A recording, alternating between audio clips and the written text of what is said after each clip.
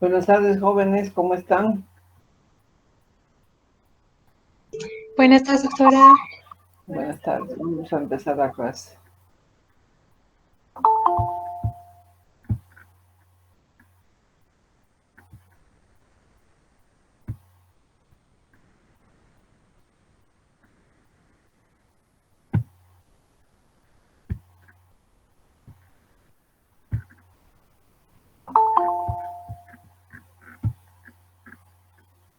Yo lo siento mucho si siguen llegando sus compañeros, porque si no, se va a interrumpir la clase.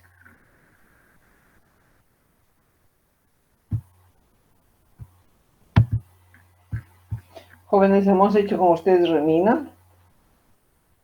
Sistema renina-angiotensina hemos visto. Jóvenes. Sí, doctora. ¿Dónde hemos quedado? ¿Me puede decir si es tan gentil?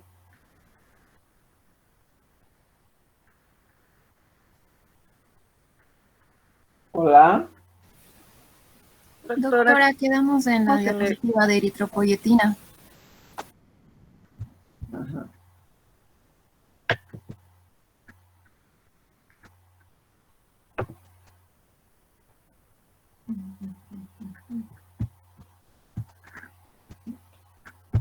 Hemos acabado todo prostaglandinas entonces, ¿verdad? Sí.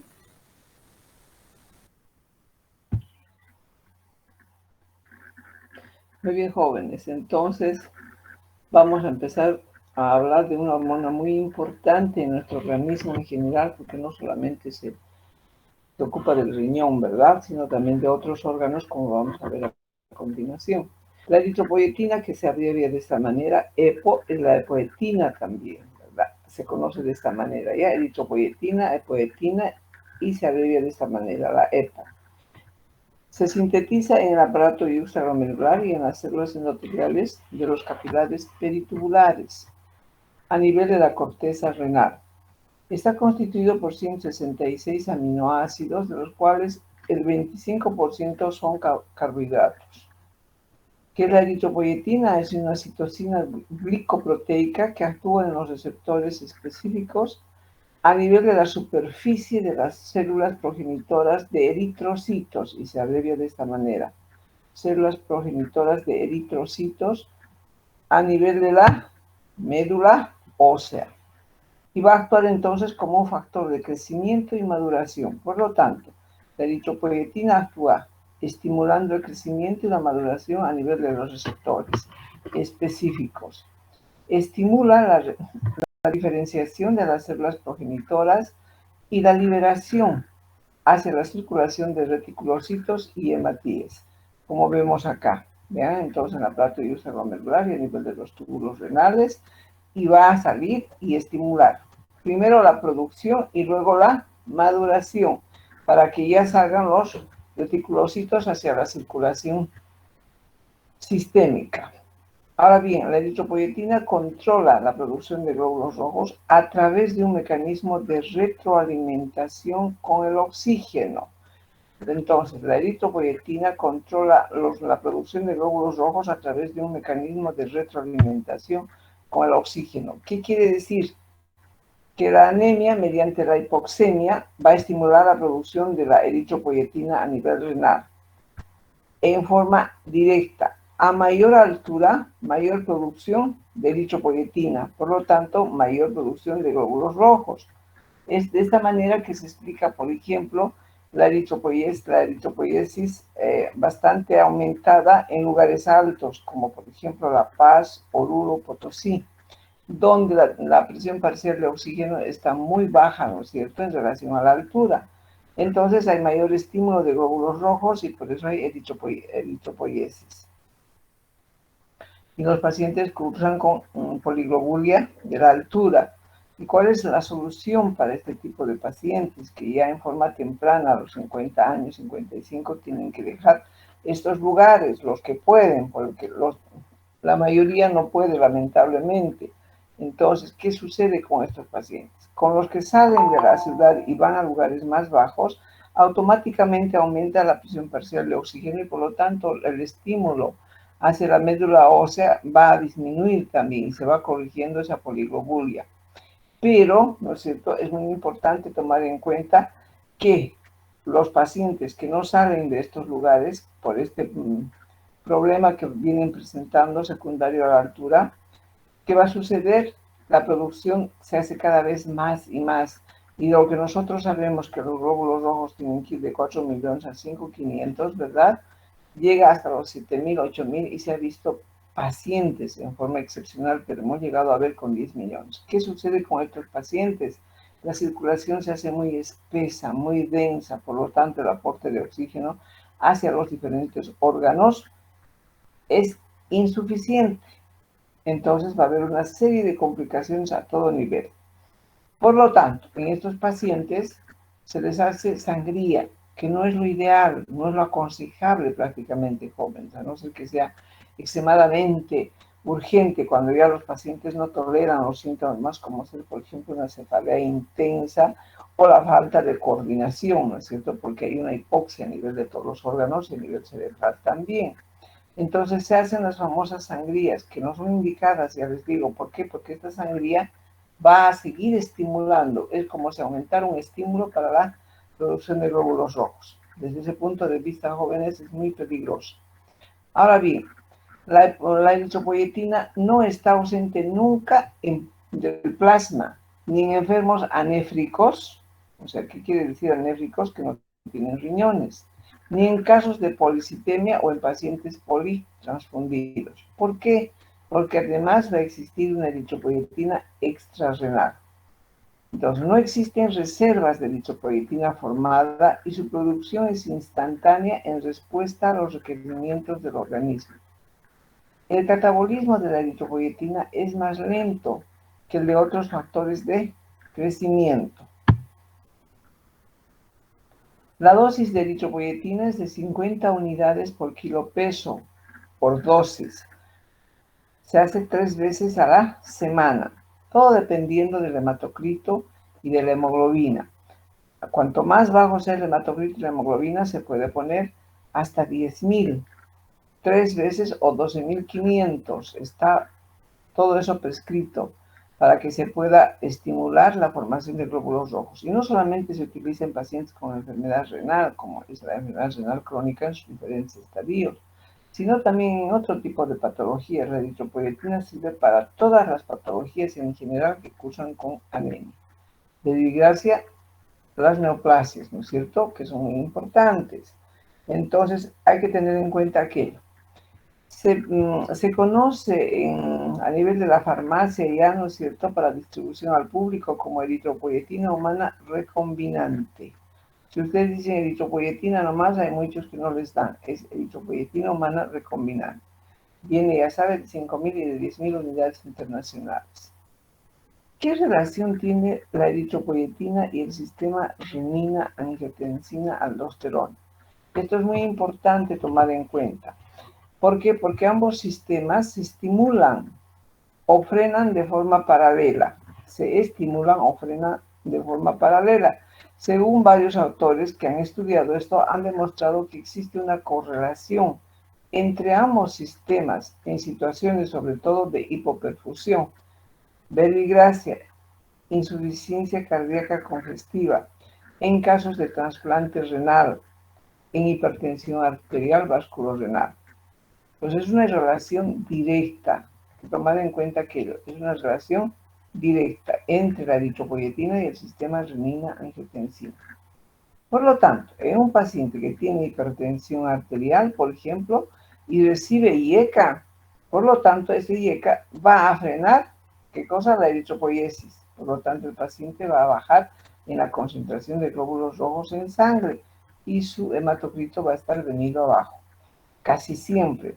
Es importante tomar esto, jóvenes, en cuenta, para que ustedes vean y vayan analizando por qué los pacientes que reciben IECA sin ser renales están con un hematocrito un poco más bajo.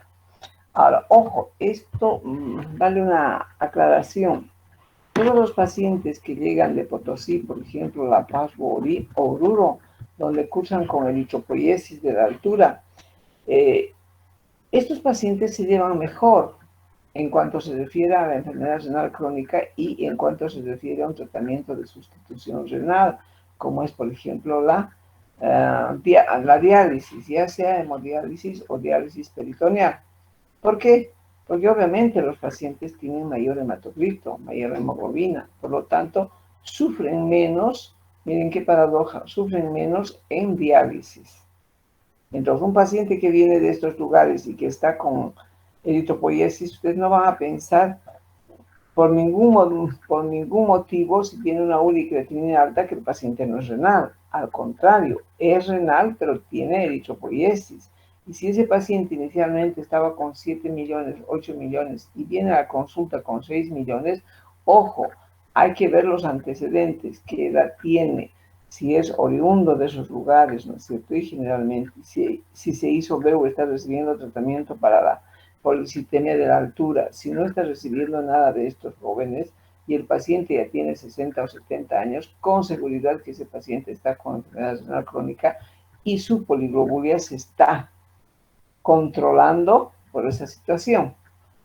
Muy bien, porque ya saben ahora que la enfermedad renal crónica en todos sus estadios va a cursar con anemia, por esta situación de la eritropoyetina. Eso es lo más importante que ustedes tienen que saber de la eritropoyetina. Vamos a tocar ahora un poco la aldosterona, que es otra hormona. Hemos dicho que los riñones tienen un papel muy importante como productor, ¿no es cierto?, que producen las hormonas, y como efector de otras hormonas a distancia, lo que tienen su accionar en los riñones. Y una de estas es la aldosterona. Entonces, sabemos que se sintetiza en la zona glomerulosa de la corteza suprarrenal y se degrada rápidamente en el hígado. ¿Quiénes estimulan la secreción de la aldosterona? El sistema renina-angiotensina, sobre todo la 3 hemos visto, ¿no es cierto?, que actúa a nivel local en las suprarrenales, pero también la 2 estimula jóvenes. Luego, estimula la hipercalemia. Si bien es cierto, cuando se utiliza aldosterona, ¿no es cierto?, cuando hay insuficiencia suprarrenal, cuando se dispara la aldosterona hay mayor retención de sodio y mayor secreción de potasio, ¿no es cierto? Sin embargo, cuando esta situación se revierte por algún motivo, hay hipercalemia, sobre todo los que cursan con acidosis. Entonces, eso también va a estimular la secreción de aldosterona. Otra situación en la que se estimula la secreción de aldosterona es el déficit de cloruro de sodio, que puede estar dada por una contracción del volumen del líquido extracelular, ya sea, por lo que fuere, el volumen extracelular está venido abajo, ya sea porque los líquidos van a un tercer espacio, ya sea porque hay sangrados, o vómitos incoercibles, o diarreas, en fin, todo aquello que va a disminuir el volumen del líquido extracelular. Por lo tanto, se va a activar el sistema renina-angiotensina. Entonces, ¿cuáles son las funciones de la aldosterona? Aumenta la superficie de la membrana vasolateral, o sea, estamos viendo la fisiopatología, el por qué la aldosterona reabsorbe mayor cantidad de sodio. Entonces, aumenta la superficie de la membrana vasolateral, aumenta la conductancia luminal al sodio, o sea, está actuando en ambos, vean, en la membrana luminal y en la laterobasal, y aumenta la secreción de potasio. Entonces, la aldosterona ayuda a controlar el equilibrio de agua y sales del organismo. Claro, retiene sodio y el sodio arrastra agua, ¿no es cierto?, manteniendo de esta manera el sodio en nuestro cuerpo en niveles estables y sacando el potasio. Eso fisiológicamente lo hace. Ahora bien, cuando hay exceso de aldosterona, el organismo retiene mayor sodio, por lo tanto retiene mayor agua, por lo tanto va a existir una hipertensión arterial volumen dependiente. ¿La aldosterona se puede medir en el plasma? Claro que sí, para una determinación cuantitativa. Entonces se procesa por un método que se llama electroquimioluminiscencia y se debe solicitar sobre todo en casos de aldosteronismo primario, que se debe generalmente por una secreción excesiva de aldosterona, ya sabemos, por las glándulas adrenales, en casos de hipertensión arterial causadas precisamente por el aldosteronismo primario y en estados edematosos, entre otras causas. Bien, eso es lo que ustedes tienen que saber de la aldosterona en relación a su accionar sobre los riñones. Vamos a entrar un poquito ya entonces en el manejo fosfocálcico de los riñones. El transporte de calcio. Indicaremos que el transporte de calcio se realiza, como ya hemos visto en fisiología, a nivel del tubo distal y de los, perdón, esto no es sectores, son colectores, a nivel del tubo distal y de los colectores, que están obviamente adyacentes. Estos son los principales lugares donde se va a producir o sintetizar y reabsorber el calcio, que es muy importante. Tiene estas funciones a nivel del riñón, pero la excreción urinaria va a estar regulada siempre por la PTH y el calcitriol, no se olviden. La PTH y el calcitriol que entran ya a jugar un papel muy importante a nivel distal. El calcio bajo se va a mover. ¿Cómo se mueve el calcio? Ya lo hemos visto también en fisiología. El calcio se mueve bajo un gradiente electroquímico negativa, que va a dejar precisamente ¿quién? El sodio, a través de los canales apicales. Estos son los canales apicales. Entonces, a través de los canales apicales va a entrar el sodio por la membrana luminal. Ahora bien, en la célula va a tener la proteína fijadora del calcio, que es dependiente ya acá de la vitamina D o del calcitriol.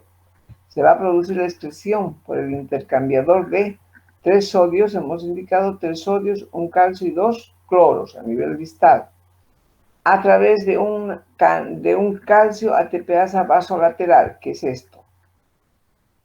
Un calcio ATPasa vasolateral. Y esta es regulada por la hormona, por la PTH, es decir, PTH y calcitriol tienen un papel fundamental ya en el manejo del calcio. ¿Cuáles son los órganos que participan en el control de la calcemia y la fosfatemia? Primero, el hueso. Aproximadamente el 99% del calcio corporal se localiza en el hueso y cerca del 80% del fósforo. O sea, estamos indicando en qué cantidad, no sé, en qué porcentaje el calcio y el fósforo se localizan o están en la composición de los huesos.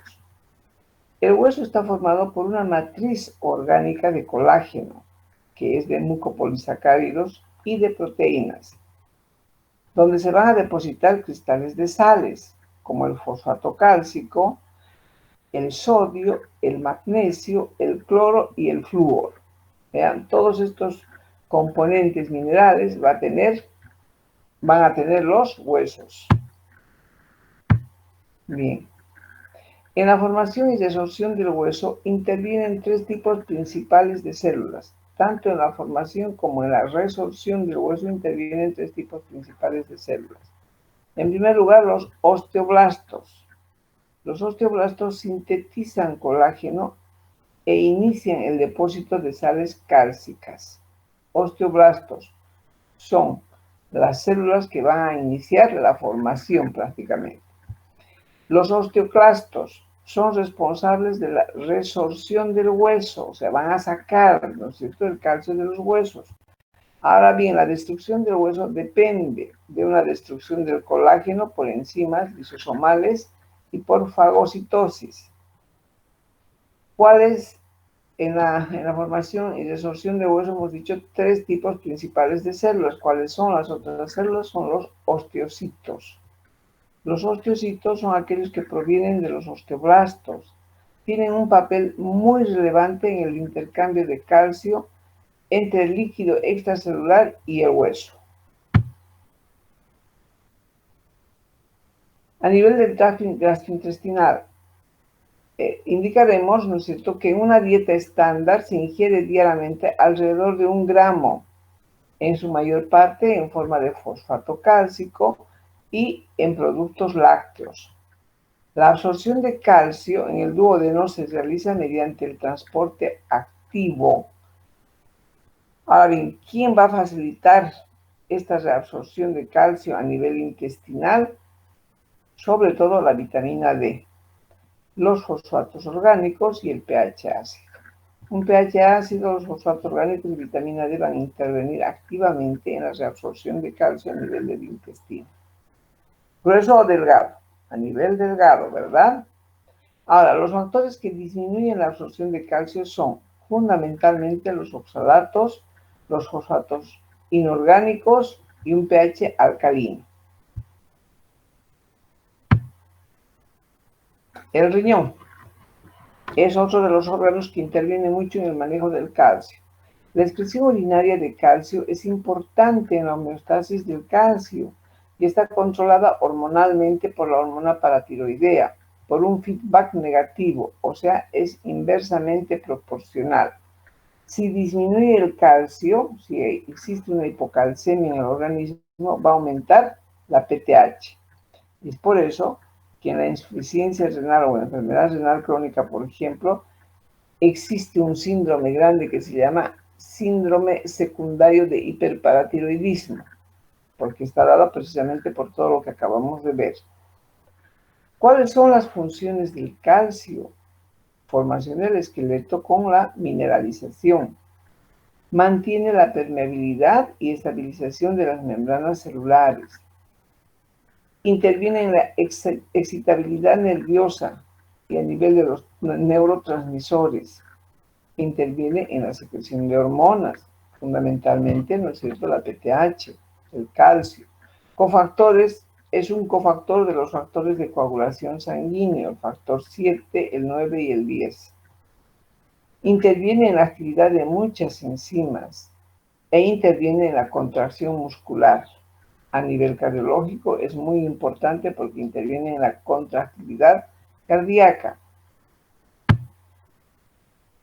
Vamos a ver ahora algo acerca del metabolismo del fósforo. La fuente principal es la que va a formar parte del esqueleto. Funciona como un sistema amortiguador intracelular y urinario. Es un componente básico de los compuestos de alta energía, sobre todo del ATP, ¿no es cierto? Adenosin trifosfatasa. Forma parte del metabolismo intermediario, de la activación enzimática. Ahora bien, el fósforo se encuentra en plasma, ¿no es cierto? ¿En qué dosificación saben, jóvenes? De 2 a 4 miligramos por decilitro. Entonces el fósforo se encuentra en el plasma como fosfato inorgánico. Si nosotros hacemos una cuantificación, se dice que hay 1 milimol por litro, y también unido a una gran cantidad de compuestos orgánicos como lípidos, nucleótidos, etc. O sea, está unido a todas estas sustancias el fósforo. Y como ustedes ven, se encuentra en diferentes tipos de alimentaciones. Está, por ejemplo, acá en las arvejas, está en la carne, también está en la leche, en el queso, y entra a formar parte de la composición del hueso. Es muy importante. Se reabsorbe también a nivel intestinal y por supuesto que se excreta a nivel renal. Hemos dicho que los fosfatos forman parte de ¿qué? Del tamponamiento, ¿no es cierto? En el metabolismo ácido base. Bien, actúa en forma directa junto con la calcitonina y la vitamina D en la homeostasis calcio-fósforo. Aquí tenemos, vean ustedes la hormona. Aquí están las paratiroides, son 4, ¿verdad? Aquí se ve 1, 2, 3 y más acá tiene que estar el otro, 4. Entonces aquí baja el calcio y sube el fósforo, o sea, hay una hipocalcemia y una hiperfosfatemia. Las dos van a estimular la mayor secreción de ¿qué? De hormona paratiroidea. Y va a suceder lo contrario, ¿no es cierto? Si aumenta el calcio y aumenta el calcitriol, también va a tener su efecto en la PTH. Va a bajar. Entonces, la PTH, ¿no es cierto?, va a actuar en forma recíproca con el calcitriol, con la vitamina D, y a nivel renal, donde juega un papel muy importante en la reabsorción tubular, aumentando el calcio y bajando el fósforo. Hemos indicado que tanto el calcio como el fósforo tienen una reabsorción a nivel intestinal. Y obviamente en la resorción ósea también se pierden los dos elementos. Este es el efecto hipercalcemiante. Bien.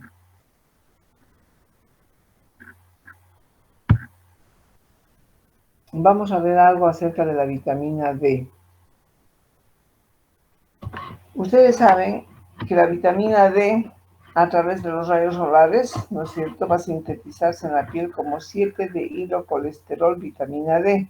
Eso es a nivel de la piel y bajo el efecto de los rayos solares. Luego va a pasar al hígado, donde va a sufrir su primera hidroxidación y se va a convertir en 25-hidroxivitamina D. 25-hidroxivitamina D. Luego, a través de la circulación, va a llegar a los riñones, donde va a subir la segunda hidroxilación. Y aquí ya se convierte la vitamina D inactiva en vitamina D activa.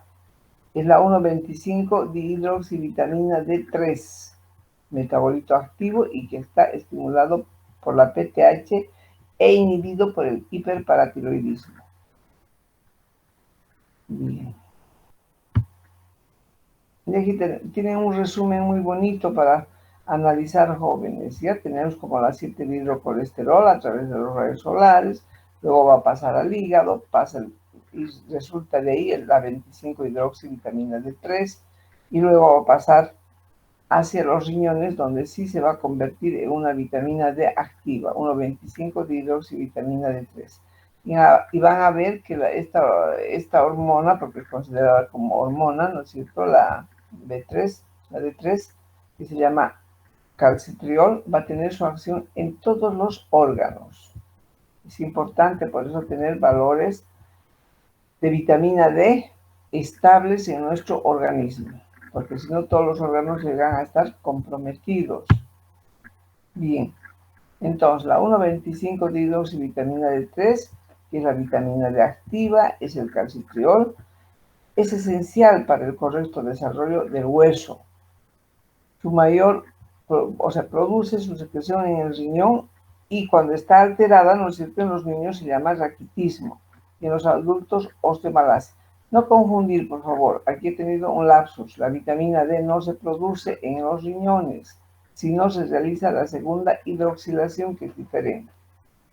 Ahora, reiterando que cuando existe un déficit de la vitamina D3 en los niños se presenta un cuadro que se llama raquitismo, y cuando existe vitamina D3 en menor cantidad, existe un déficit en los adultos, es la osteomalacia.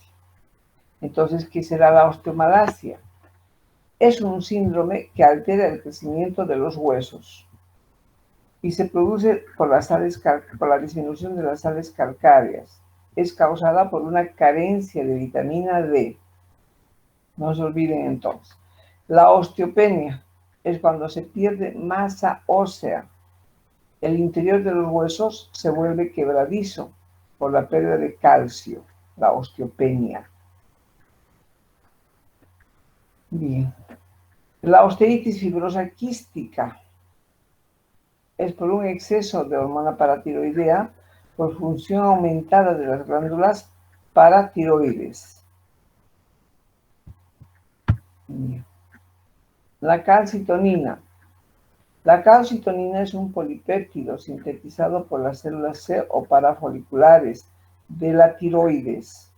Se filtra y está relacionado con la excreción de calcio y fósforo y se opone a las funciones de la hormona paratiroidea. No se olviden entonces, jóvenes, la calcitonina es un polipéptido que está sintetizado en las células parafoliculares de la tiroides. Se filtra y está relacionado con la excreción de calcio y de fósforo. Se opone a las funciones de la PTH. El estímulo para su secreción es la hipercalcemia. ¿Cuáles son las acciones de la calcitonina? Mantener niveles estables de la vitamina D3. En los huesos inhibe a los osteoclastos, disminuyendo la resorción ósea. Y a nivel renal aumenta la pérdida de calcio y fósforo por la orina, disminuyendo de esta manera la reabsorción tubular. La calcitonina es una hormona que se opone a las funciones de la hormona paratiroidea. Y aquí van a ver el metabolismo fosfocálcico, que es muy importante. Yo siempre lo suelo decir, aquí existe la balanza metabólica fosfocálcica. Cuando el calcio baja, el fósforo aumenta. Y es ahí donde va a estimular a la hormona paratiroidea. Y de esta manera va a tener su gran componente y repercusión en los tres aspectos que hemos visto de los huesos. Muy bien. Aquí igualmente, ¿no es cierto? Aumenta el fósforo sérico.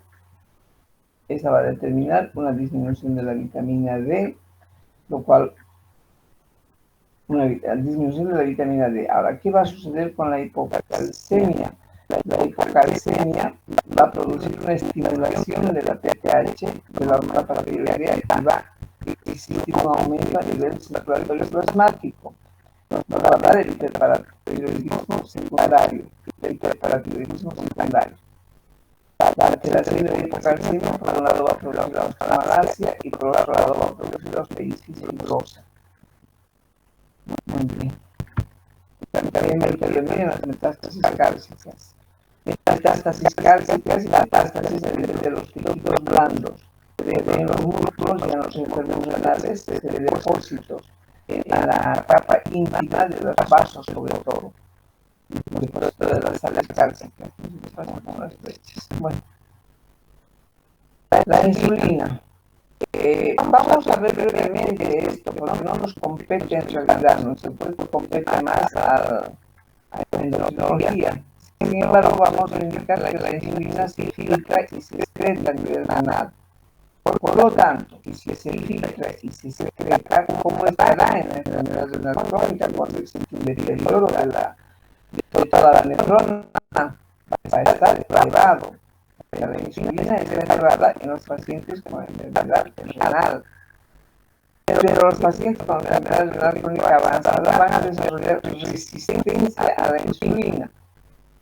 Ojo, los pacientes que tienen enfermedad renal crónica avanzada, cuarto estadio, van a desarrollar resistencia a la insulina. Y esto está relacionado a los trastornos en el acoplamiento de insulina-receptor. Y bien es cierto, en los pacientes renales por el deficiente funcionamiento de la neurona va a existir disminución en la excreción, va a aumentar la insulina. Sin embargo, en los diabéticos, por ejemplo, donde aumenta muy bien y baja, controla. Y de cierta manera sí, pero en general, en mayor porcentaje no, porque hay resistencia a la insulina en estos pacientes. Y bien. El glucago, al igual que la insulina, el glucago está secretado por las células alfa y beta de los islotes de la granja. Se filtra y aumenta en la enfermedad renal crónica. Es una hormona que es complementaria en la regulación de la concentración de glucosa sanguínea. Si aumenta la glucosa, aumenta la secreción de insulina y hay una inhibición en la secreción de glucago. Si disminuye la glicemia, va a disminuir la insulina y aumenta la secreción de glucago. O sea, va inversamente proporcional a la glicemia y a la insulina. Bueno, jóvenes, nos quedamos aquí. ¿Qué hora es? Tenemos todo el tiempo, ¿verdad? 50 horas.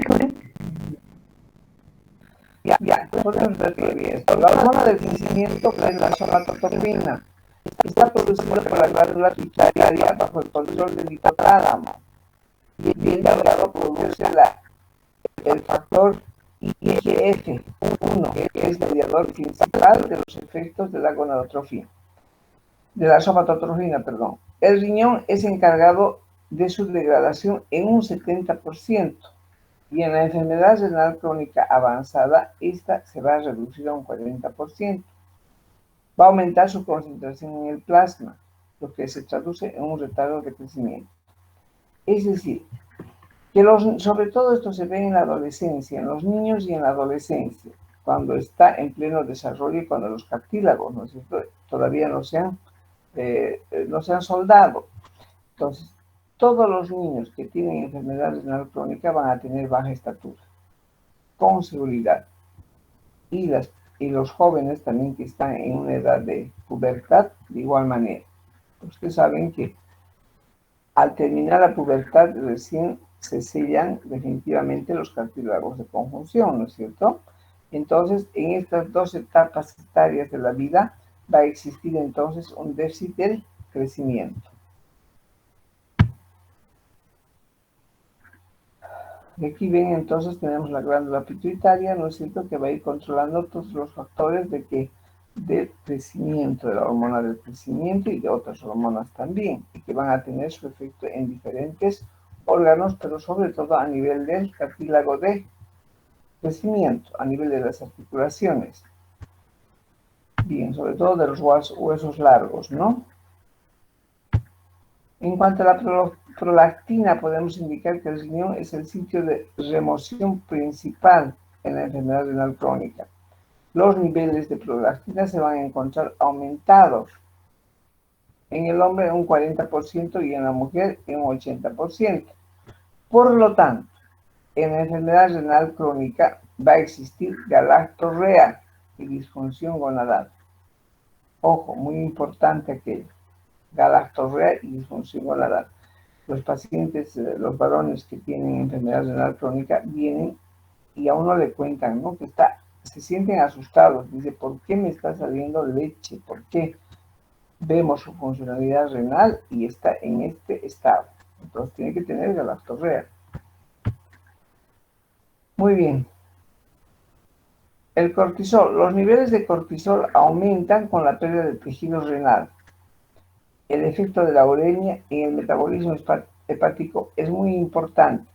Como ustedes ven, jóvenes, casi todas las hormonas, ¿no es cierto?, son manejadas de una u otra manera por los riñones. Por lo tanto, cuando el paciente entre en un estado de enfermedad renal crónica, sobre todo, va a tener complicaciones severas de estos órganos. No se olviden. Muy bien, jóvenes, nos vamos a quedar aquí, ¿ya?, en el cortisol. Buenas noches, que les vaya bien. Perdón, buenas tardes. Hasta luego. Hasta luego. Que les vaya bien, jóvenes.